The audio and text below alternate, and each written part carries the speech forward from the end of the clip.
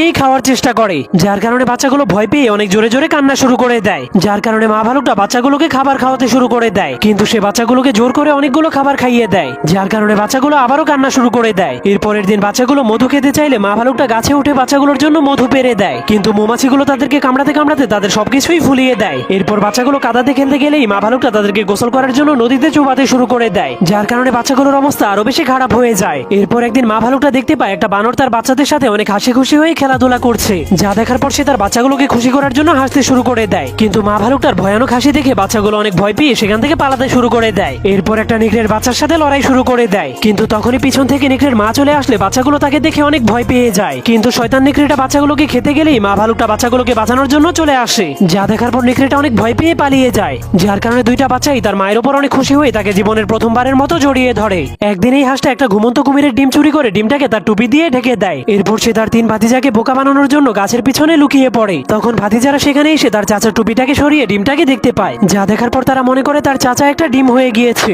এরপর তারা দেখতে পায় তার চাচা সেই ডিমের মধ্যে বসে আছে, যা দেখার পর তারা কান্না শুরু করে দিলে হাঁসটা হাসতে হাসতে সেই কুমিরের উপরে গিয়ে বসে পড়ে। কিন্তু সে হাসতে হাসতে এতটাই পাগল হয়ে গিয়েছিল যে কুমিরটাকে তার ভাতিজাদের কাছে নিয়ে যায়। তখন কুমিরটা তার ডিমটাকে তাদের কাছে দেখার পর অনেক রেগে যায়। এরপর হাঁসটাকে পিটিয়ে তার ডিমের উপরে বসিয়ে তার ভাতিজাদেরকে আক্রমণ করে দেয়, কিন্তু ভাতিজারা ডিমটাকে তার চাচা মনে করে কুমিরের কাছ থেকে নিয়ে পালাতে শুরু করে দেয়। এরপর তারা ডিমটাকে জঙ্গলের মধ্যে লুকিয়ে দেয়, কিন্তু সেই ডিমটা গড়াতে গড়াতে হাঁসের কাছে গিয়ে ফুটে যায়। ঠিক তখনই তার নিচে থাকা ডিমটাও ফুটে একটা বাচ্চা বের হয়ে আসে। তখন কুমিরের বাচ্চাগুলো হাঁসটাকে প্রথমবার দেখার পর নিজেদের মা ভাবতে শুরু করে দেয়, যার কারণে তারা হাঁসটার পা ধরে খাবার চাইতে শুরু করে দেয়। ঠিক তখনই মা কুমিরটা দেখতে পায় হাঁসটা তার বাচ্চাগুলোকে রাবারের মতো টানতে শুরু করে দিয়েছে, যার কারণে কুমিরটা হাঁসটাকে আক্রমণ করে দেয়। কিন্তু হাঁসটা অনেক কষ্ট করে সেখান থেকে পালিয়ে তার ভাতিজাদেরকে নিয়ে জঙ্গল থেকে পালিয়ে যায়।